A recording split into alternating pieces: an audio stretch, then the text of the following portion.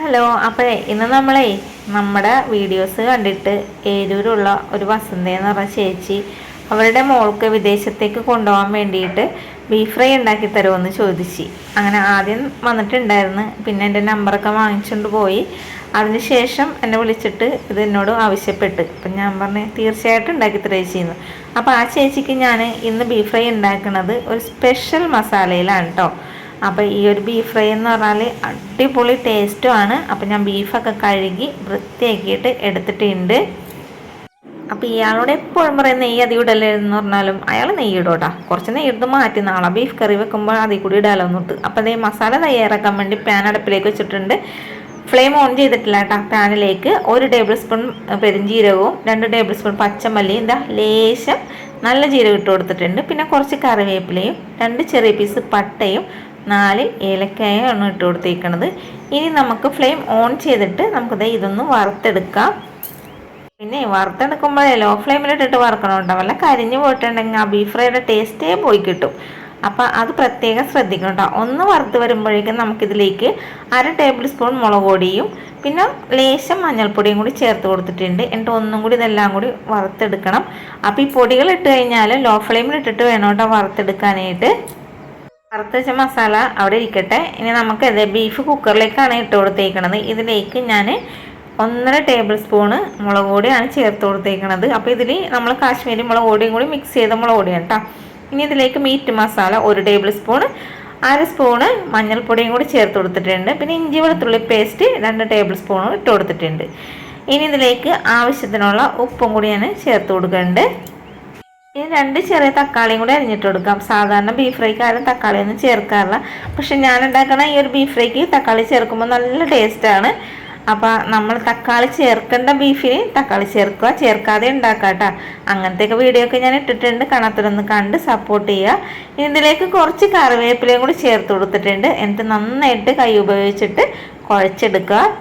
ബീഫൊക്കെ കുഴക്കുമ്പോഴേ എപ്പോഴും കൈ ഉപയോഗിച്ചിട്ട് നന്നായിട്ട് പ്രസ് ചെയ്ത് കുഴക്കണം. എന്നാൽ മാത്രമേ ആ ബീഫിലേക്ക് മസാലയൊക്കെ ഇറങ്ങിച്ചെന്ന് നന്നായിട്ട് കിട്ടുള്ളൂ. ബീഫിനോട് എന്തെങ്കിലും വൈരാഗ്യം ഉണ്ടെങ്കിൽ ആ ഒരു വൈരാഗ്യം തീർക്കാവുന്ന വിധത്തിലും നമുക്ക് കൈ കൊണ്ടിട്ട് നന്നായിട്ട് പ്രസ് ചെയ്ത് നല്ല പീച്ചിക്കൂട്ടി അങ്ങോട്ട് കുഴച്ചെടുത്താൽ മതി കേട്ടോ. അങ്ങനെ ചെയ്യുമ്പോൾ നല്ല ടേസ്റ്റ് ഉണ്ടാവും.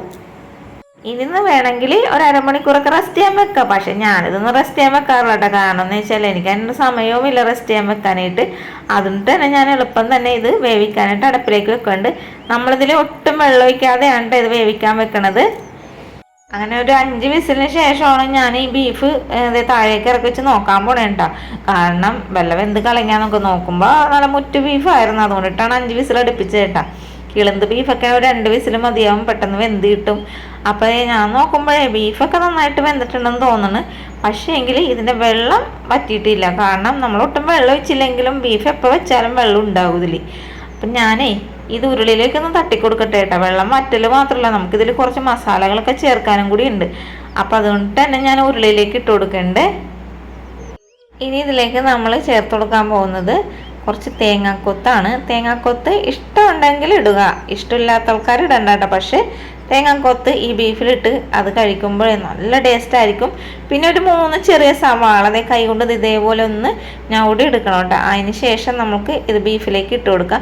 ഇങ്ങനെ ചെയ്യുമ്പോഴേ സവാളയുടെ നീരൊക്കെ ബീഫിലേക്ക് ഇറങ്ങിച്ചെല്ലും. അപ്പം നല്ല ടേസ്റ്റ് ആയിരിക്കും ബീഫിൽ. സവാളയ്ക്ക് പകരം വേണമെങ്കിൽ കൊച്ചുള്ളി ആയാലും ചേർത്ത് കൊടുക്കണ്ട. നമ്മൾക്കിപ്പോൾ ഈ കൊച്ചുള്ളിയൊക്കെ നന്നാക്കി പിടിച്ചിരിക്കാനുള്ള സമയമില്ല. അതുകൊണ്ടിട്ടാണ് ഈ സവാള ചേർത്ത് കൊടുക്കുന്നത്. എന്ത് ചെയ്താലും നല്ല ടേസ്റ്റാണ്. നമ്മൾ നേരത്തെ വറുത്ത് വെച്ചിരിക്കുന്ന ആ ഒരു മസാല ഇല്ലേ, അത് മിക്സിയിലിട്ട് നന്നായിട്ട് പൊടിച്ചെടുക്കണം. വെള്ളം ചേർക്കാതെ വേണം കേട്ടോ ഇത് പൊടിച്ചെടുക്കാൻ വേണ്ടിയിട്ട്. പൊടിച്ചെടുത്ത ഈ ഒരു മസാല നമ്മളുടെ ഈ ഒരു ബീഫിലേക്ക് ഇട്ട് കൊടുക്കണം. ഇതൊരു തരിതരി പോലെ വേണം കേട്ടോ പൊടിച്ചെടുക്കാൻ. നല്ല ഫൈനായിട്ട് പൊടിച്ചെടുക്കേണ്ട ആവശ്യമില്ല. ഇനി ഇതിലേക്ക് ഒരു 1/2 ടേബിൾ സ്പൂൺ കുരുമുളക് പൊടിയും കൂടി ചേർത്ത് കൊടുത്തതിന് ശേഷം എല്ലാം കൂടി ഒന്ന് മിക്സ് ചെയ്ത് കൊടുക്കാം കേട്ടോ. എൻ്റെ പൊന്നോ പറഞ്ഞറിയിക്കാൻ പറ്റില്ല കേട്ടോ. ഈ ഒരു മസാലപ്പൊടി ബീഫിലേക്ക് ഇട്ടപ്പോഴേ എന്താ നല്ല മണമെന്നറിയാമോലോ. പറഞ്ഞറിയിക്കാൻ പറ്റില്ല, അത്രയ്ക്കും നല്ല മണം കേട്ടോ. അതേപോലെ തന്നെ നല്ല ടേസ്റ്റാണ് ഈ ഒരു മസാലപ്പൊടി ഇട്ട് ബീഫ് ഫ്രൈ ഉണ്ടാക്കിയിട്ടുണ്ടെങ്കിൽ. ഞാൻ ഇതിലേക്ക് വേറൊരു സാധനങ്ങളും കൂടി ഇടാനുണ്ട്. അത് വേറെ ഒന്നുമല്ല കേട്ടോ, വറ്റൽമുളകും കറിവേപ്പില ഇട്ട് കൊടുത്തിട്ടുണ്ട്. പിന്നെ ഇതിലേക്ക് 1 സ്പൂണോളം പെരുംജീരകം കൂടി ചേർത്ത് കൊടുത്തിട്ടുണ്ട്. അപ്പോഴേ നമ്മളിതിൽ വെളിച്ചെണ്ണ ഒഴിക്കാണ്ടാണല്ലോ ഈ ഒരു ബീഫ് ശരിയാക്കി വെക്കണം. കുറച്ച് വെളിച്ചെണ്ണ ഇതിലേക്ക് ഒഴിച്ചു കൊടുത്തിട്ട് ഇതെല്ലാം കൂടി ഒന്ന് കൂട്ടി യോജിപ്പിച്ച് കൊടുക്കുക.